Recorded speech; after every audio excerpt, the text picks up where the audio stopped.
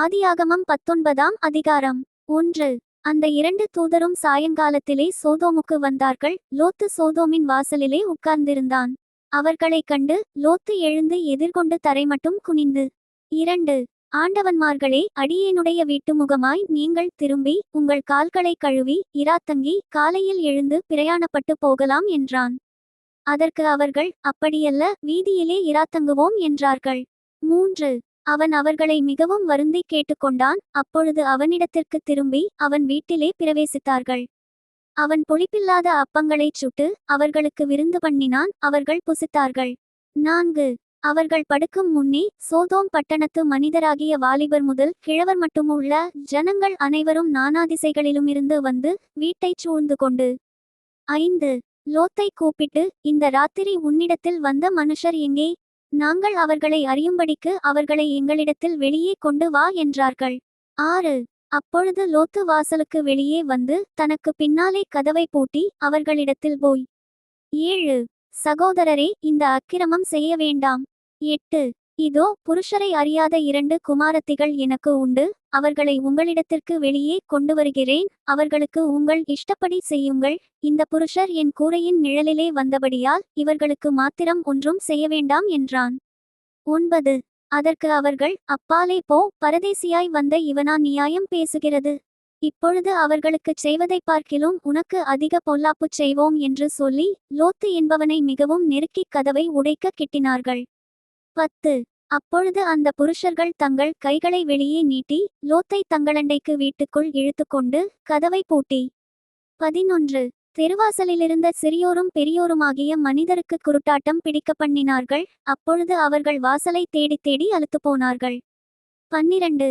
பின்பு அந்த புருஷர் லோத்தை நோக்கி, இவ்விடத்தில் இன்னும் உனக்கு யார் இருக்கிறார்கள்?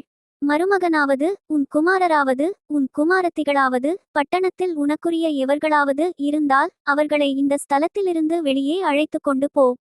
13.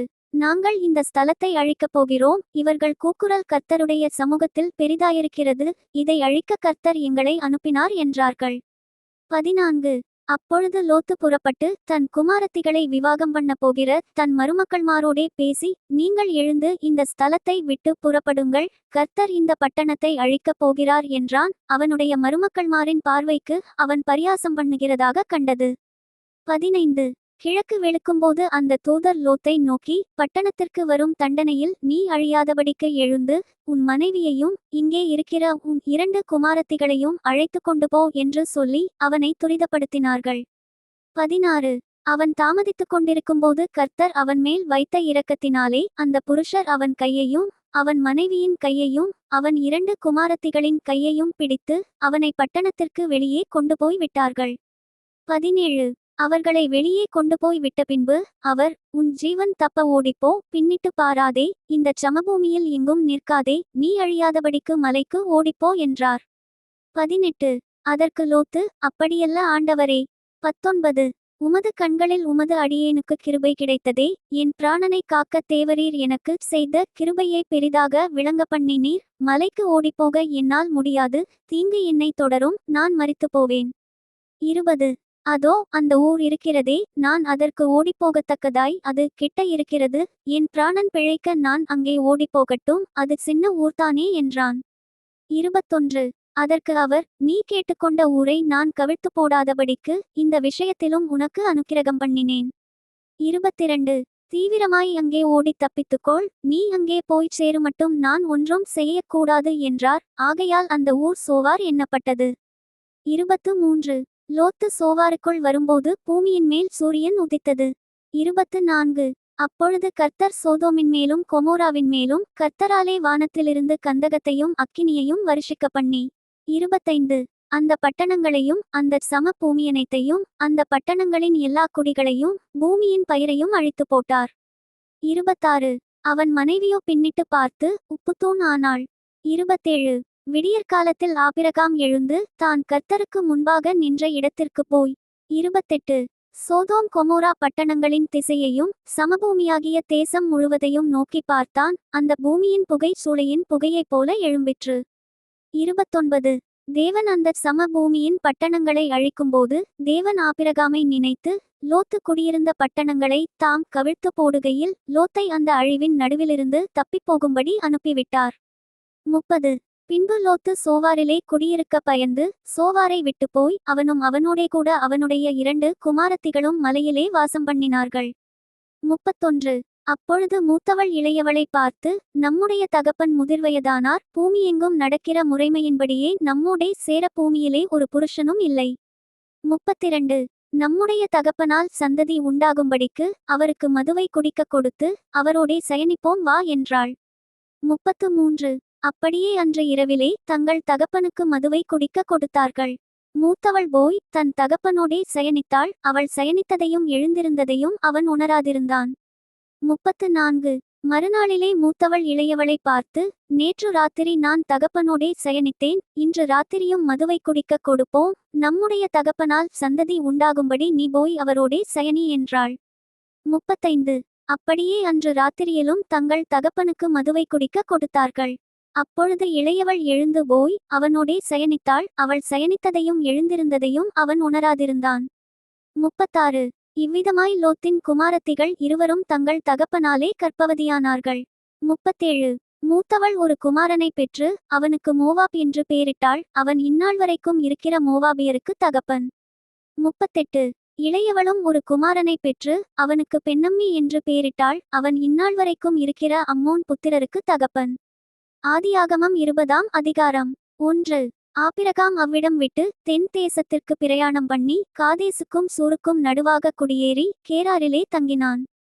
2. அங்கே ஆபிரகாம் தன் மனைவியாகிய சாராளை தன் சகோதரி என்று சொன்னதினாலே கேராரின் ராஜாவாகிய அபிமேலேக்கு ஆளனுப்பி சாராளை அழைப்பித்தான். 3.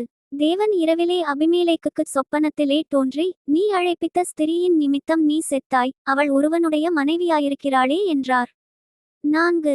அபிமேலேக்கு அவளைச் சேராதிருந்தான். ஆகையால் அவன், ஆண்டவரே, நீதியுள்ள ஜனங்களை அழைப்பீரோ? 5. இவள் தன் சகோதரி என்று அவன் என்னோடே சொல்லவில்லையா? அவன் தன் சகோதரன் என்று இவளும் சொன்னாளே, உத்தம இருதயத்தோடும் சுத்தமான கைகளோடும் இதைச் செய்தேன் என்று சொன்னான். 6. அப்பொழுது தேவன், உத்தம இருதயத்தோடே நீ இதைச் செய்தாய் என்று நான் அறிந்திருக்கிறேன், நீ எனக்கு விரோதமாக பாவம் செய்யாதபடிக்கு உன்னை தடுத்தேன், ஆகையால் நீ அவளை தொட நான் உனக்கு இடங்கொடுக்கவில்லை. 7. அந்த மனுஷனுடைய மனைவியை அவனிடத்திற்கு அனுப்பிவிடு, அவன் ஒரு தீர்க்கதரிசி, நீ பிழைக்கும்படிக்கு அவன் உனக்காக வேண்டுதல் செய்வான், நீ அவளை அனுப்பிவிடாதிருந்தால் நீயும் உன்னை சேர்ந்த யாவரும் சாகவே சாவீர்கள் என்று அறிவாயாக என்று சொப்பனத்திலே அவனுக்குச் சொன்னார். 8. அபிமேலேக்கு அதிகாலையில் எழுந்து தன் ஊழியக்காரரையெல்லாம் அழைப்பித்து இந்தச் சங்கதிகளையெல்லாம் அவர்கள் கேட்கும்படி சொன்னான். அந்த மனுஷர் மிகவும் பயந்தார்கள். 9. அப்பொழுது அபிமேலேக்கு ஆபிரகாமை அழைப்பித்து, நீ எங்களுக்கு என்ன காரியஞ்செய்தாய்? நீ என் மேலும் என் ராஜ்யத்தின் மேலும் கொடிய பாவம் சுமரப்பண்ணுகிறதற்கு உனக்கு நான் என்ன குற்றம் செய்தேன்? செய்யத்தகாத காரியங்களை என்னிடத்தில் செய்தாயே என்றான். 10. பின்னும் அபிமேலேக்கு ஆபிரகாமை நோக்கி, என்னத்தைக் கண்டு நீ இந்த காரியத்தைச் செய்தாய் என்றான். 11. அதற்கு ஆபிரகாம், இவ்விடத்தில் தெய்வபயம் இல்லை என்றும் என் மனைவி நிமித்தம் என்னை கொன்று போடுவார்கள் என்றும் நான் நினைத்தேன். 12.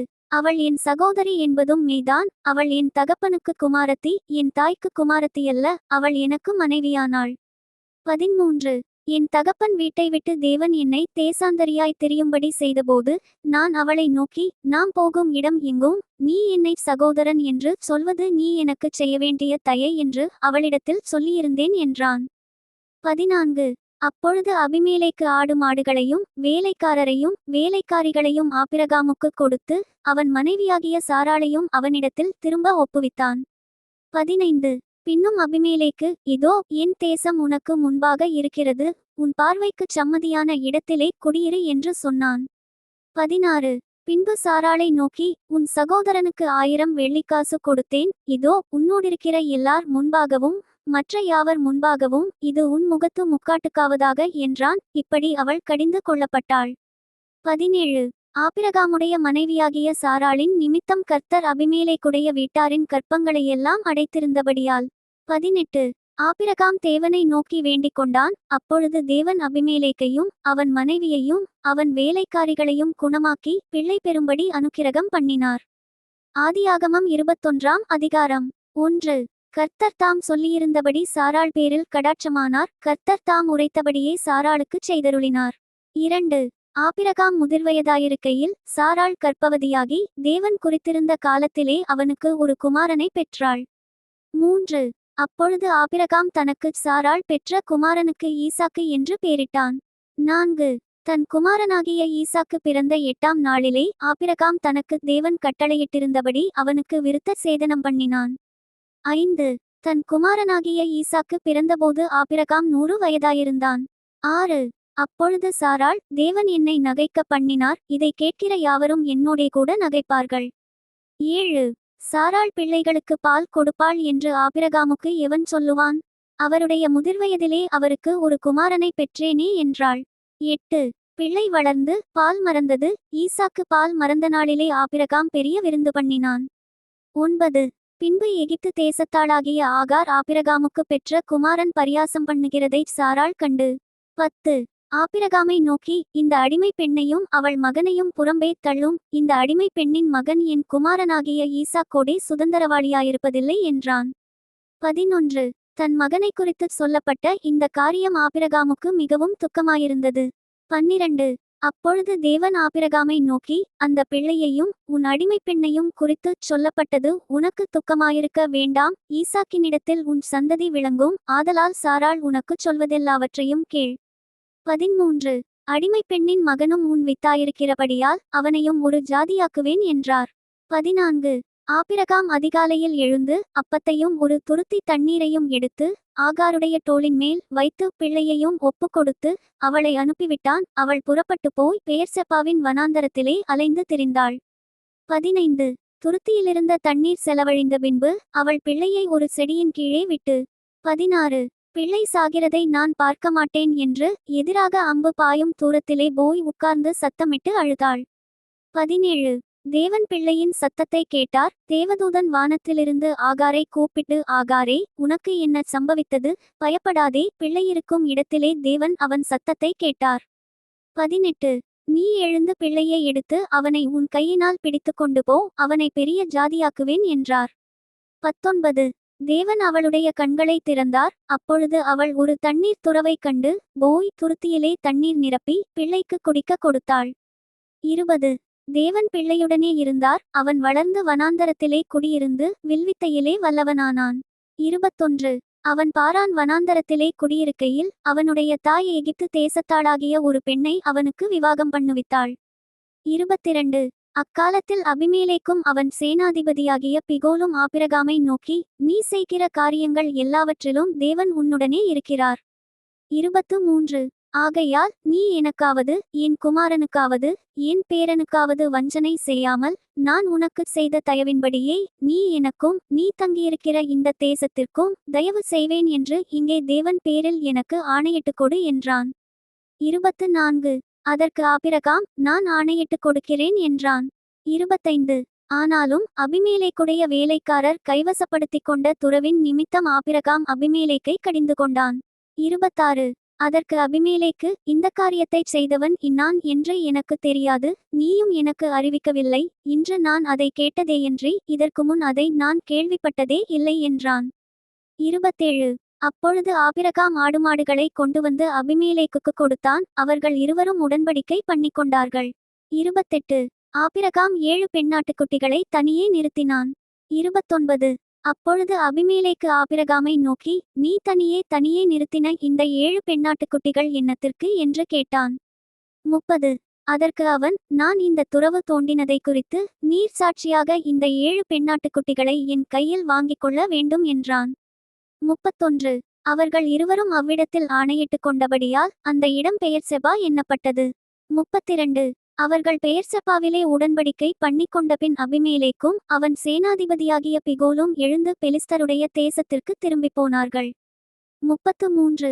ஆபிரகாம் பெயர்செபாவிலே ஒரு தோப்பை உண்டாக்கி சதாகாலமுமுள்ள தேவனாகிய கர்த்தருடைய நாமத்தை அவ்விடத்தில் தொழுது கொண்டான். 34. ஆபிரகாம் பெலிஸ்தருடைய தேசத்தில் அநேக நாள் தங்கியிருந்தான். Thank you. Bye from Daniel. Bye from Daniel.